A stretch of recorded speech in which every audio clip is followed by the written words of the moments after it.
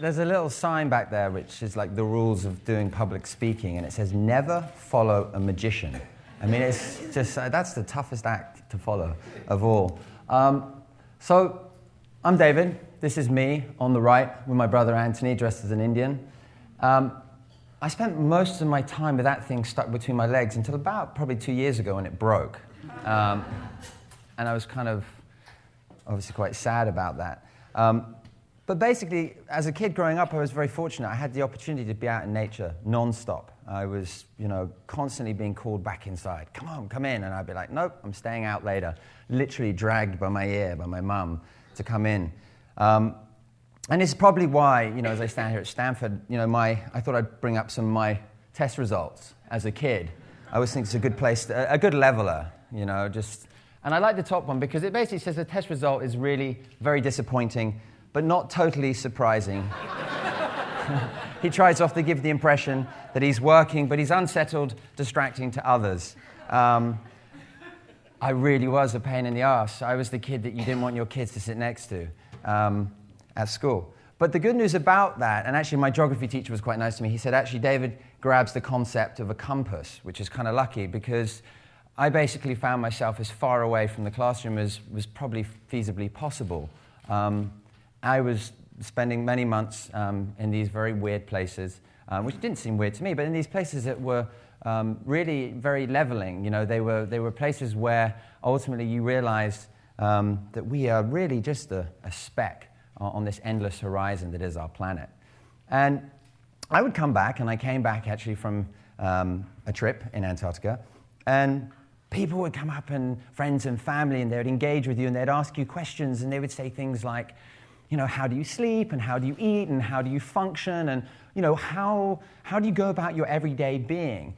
And we would go through this kind of conversation, and we would have this sort of, this interaction, and they're like, wow, this is amazing. And I was like, do I tell them I moisturize? Do I tell them I like fluffy pillows? We'd have these conversations. And the one thing that would really sort of resonate with me and stuck with me was this phrase, well, how was it out there? And I would often think to myself, what do you mean, out there? And, out there. You mean, what, in nature? Outside, you mean? Yeah, how is it out there? I was like, well, it's out there, I guess. It's pretty cool. I kind of enjoy it. I keep on going back for more. You should try it. And about that time, there was an interesting book that was put out by an author called Richard Louv.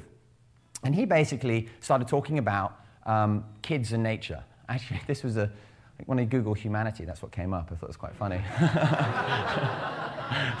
Sums us up a little bit. But he wrote this book, and he's a super cool guy, and he wrote this book called Last Child in the Woods. And basically what he said was that kids nowadays are learning about the natural environment, but they're really not touching it, they're not feeling it, they're not getting mud under their fingernails. It's an abstract entity, it's out there. And so there I was, and I thought, this is brilliant. I'm going to take this. This fits in my mind of thinking, and this sort of out there thing was going on in my head. And so I took his quote, and I put it into a talk that I was doing, and I sat up the night before writing lots of notes on my computer, my hands like this. You always go like that when you see her writing notes. There I was, bouncing away. And something, that happened because he had created this phrase, and he basically played on the whole attention deficit disorder and said there's nature deficit disorder. And I thought that's just really summates everything really well, really nice and tight and tidy. And my computer's definitely a little bit smarter than me as I was there and I was writing up this talk, because I got down finally to do this talk and I placed my notes down. And I had a look at my notes. And instead of saying nature deficiency disorder, it had changed it very subtly to nature defiancy disorder. And I thought, that's interesting. What does that mean? So there I am. We've got out there on one side. We've now got my computer who's outwitted me and thrown up this conundrum. Nature defiancy disorder. So I start becoming obsessed by this, right? Much to my friends, like, what are you talking about? And I'm like, well, we talk about our environmental problems as being out there. And we talk about nature in this sort of context of being very abstract. We talk about it as a sort of false dichotomy that there's nature on one side, and we're all the way over here on the other side. And so when you start to look around and you start to sort of check out what's going on around you in everyday lives, you start to see these very extraordinary little things. So there I was, and I'm looking through, and I've put a few of these little things up here on the side. The top one's a green card that you get. There's a company in England called Rent-A-Kill. You know, you get a rat in your house, and you get a termite, and so now you get a loyalty card for killing another species. So, I mean, this is, you know, it's like kill 5, get 1 killing for free, which I always thought was kind of interesting. It's like, you know, and then the other day, I was sitting on the plane, and I fly, I'm sorry, yes, environmentalist who flies, and he pulled out the Sky Mall. I mean, I've never seen so much stuff in my life, that useless stuff, and just a little side note here, stuff doesn't equal happiness. And there's a little alarm clock that kind of plays the sound of running water, that you can turn it on and turn it off, and it's sort of nature on your side table. And you start to realize that when you start talking to people about this, that they feel very comfortable with that nature on the side table. Because when we look at nature, we think of it as a complex system of interdependent relationships. There's a sort of a whole chaos thing going on, you know, and it's intimidating. And everything that we do in our everyday lives is very linear. It's very sort of on and off.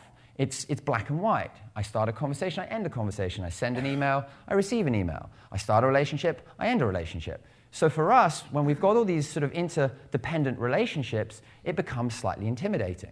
So if we go for a hike, in England we call it a walk, you guys call it a hike. I kind of like that though, it's sort of, we're going for a hike.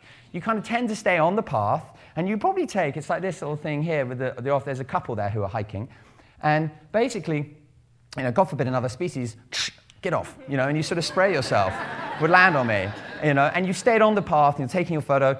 And the same, I mean, I checked into a hotel the other day, and the person on reception said, would you like the park view, sir? And I said, well, what does that mean? Well, it'll be £100 more. And I was like, we're going to pay £100 to look at nature out of the window. It's kind of weird, and, you know, people do. We pay that little bit more for the ocean view, but we probably won't go for a swim. And we've started now to kind of get down this path, quite a dangerous path, really, a path that now we're seeing us manufacturing nature at the detriment of nature. So this is an example here. The top one, this is a ski dome below, but the top one always interests me because it's an ocean dome in Japan, and it's got a retractable roof, and it's got, you know, crushed marble sand, just like the real thing, but it doesn't stick to your skin. That's great, perfect. Everyone hates sand when it gets into your fingers and stuff. Perfect temperatures, you know, lifeguard on duty the whole time, wave machine, you know, and it goes through this sort of litany of sort of, you know, amazing benefits of swimming in this amazing dome. And then it says, once you've had your refreshing dip and dried off and after state-of-the-art, you know, bathrooms, you can go to the second floor where there's the observation deck, and you can look at the real ocean. And they built this thing. Literally, if you look at the top, they built this thing 350 yards away, if that, maybe half a mile from the real ocean. You know, I mean, and this is highly energy intensive. This is a structure that is, you know, sucking in our natural resources at, you know, a huge rate at the detriment of nature. So, you know, are we to blame? I mean, you know, we talk about sort of economic collapse, and I think one of the things that I have to mention, the economy, when it comes to dealing with nature and our externalization of nature, well, fundamentally, you know, we've created a sort of, you know, a marker of, or an indicator of success with GDP, right? And I want to say that we should be renaming GDP instead of gross domestic product as a grossly deceptive position. Because what we've really been doing is we've been raiding the larder. We're like the kid who wants to make lemonade. And he runs inside and he's like, Mum, I'm going to go make lemonade. And I'm going to go in the fridge and take the lemons and the juice and the water. And I'm going to squeeze it all together, put it in a jug, go outside, stand on the driveway and make $20. He comes running back and he's like, look, loads of money. He made loads of money.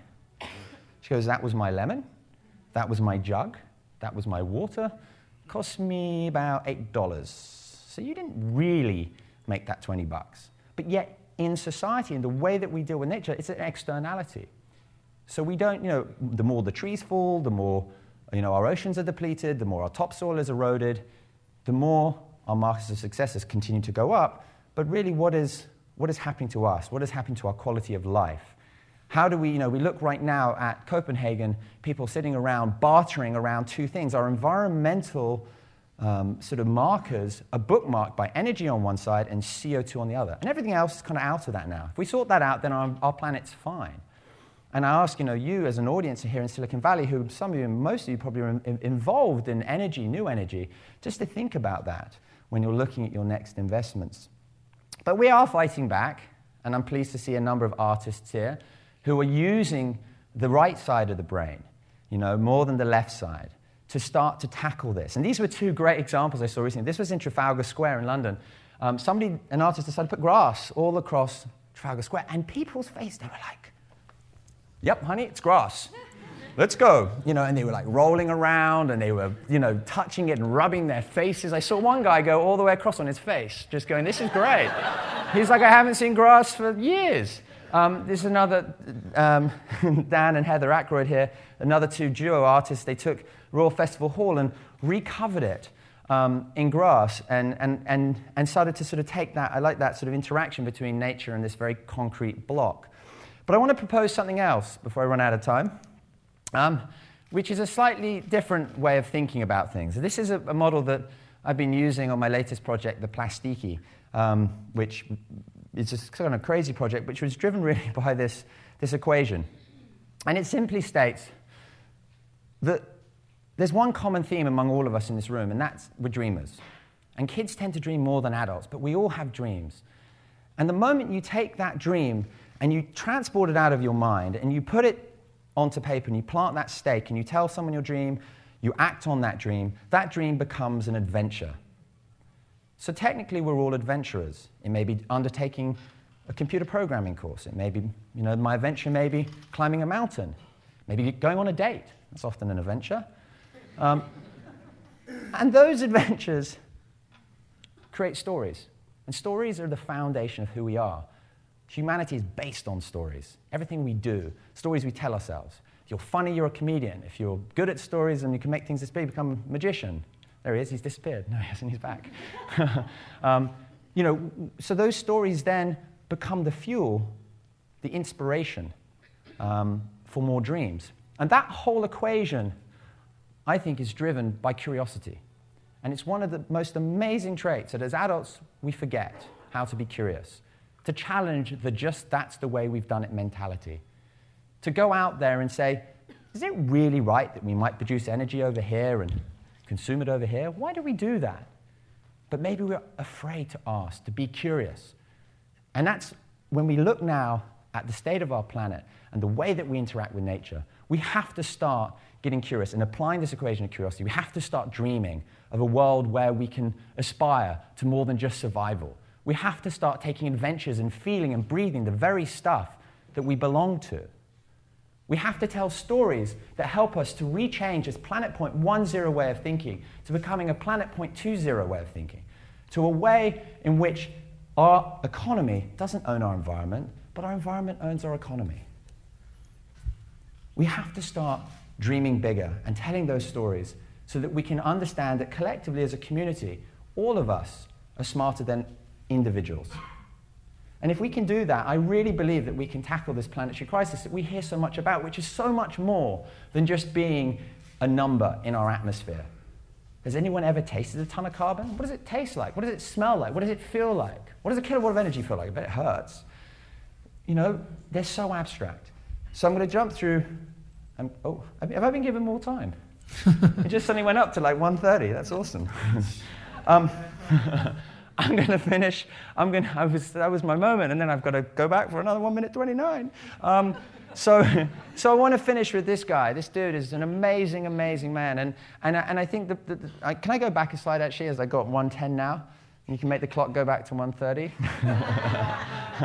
I want to go back to this, and I think one of the biggest lessons that I've learned with this project that I'm working on right now, the plasticky, which, by the way, we put in the water on Thursday morning at 6 o'clock in the morning. So it's in the water after 3 years of dreaming. Very happy. Not a lot of sleep going on right now. But the one thing, when I applied that equation of curiosity, the thing that really came out of it was that humanity's always wanted to tread the path of least resistance. We always want to take the easy route. And that's what we didn't do with this. And by not doing that, we've managed to innovate a totally new material. We've managed to innovate new glues. And I think all of you are people who don't want to tread the path of least resistance. And if you can follow that and follow that equation of curiosity, I think we have a great chance of living more sustainably on this planet. And I'm going to finish with Buckminster Fuller, who says, you never change things by fighting the existing reality. To change something, build a model, a new model, that makes the existing model obsolete. Thank you very much.